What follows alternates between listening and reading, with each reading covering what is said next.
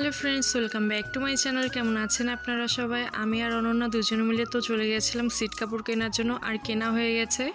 এখন যাবো একটু বাজারের ভিতরে। বাজার থেকে একটু টমেটো নিয়ে যেতে হবে। বাবা আসার সময় বলে দিয়েছে যে টমেটো নিয়ে যাওয়ার জন্য। আপনারা যারা আমার ব্লগ দেখেন তারা তো জানেনই যে আমার বাজার করতে অনেক বেশি ভালো লাগে।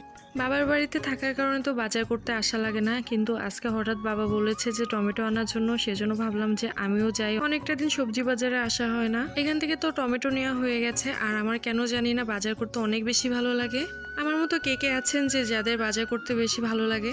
যাওয়ার সময় কয়টা কুল কিনে নিয়ে যাব। সরস্বতী পুজো হয়ে গেছে, কিন্তু তারপরে তেমন একটা কুল খাওয়া হয় নাই, সেজন্য ভাবলাম যে কয়েকটা কুল কিনে নিয়ে যাই। বাজার থেকে তো চলে এসেছি বাসাতে। আর মাম্মা বাসায় আসার পরে শুরু করে কয়দিন আগে যে বড় মাসি পিঠা বানিয়েছিল সেই পিঠা বানিয়ে খাওয়ার জন্য।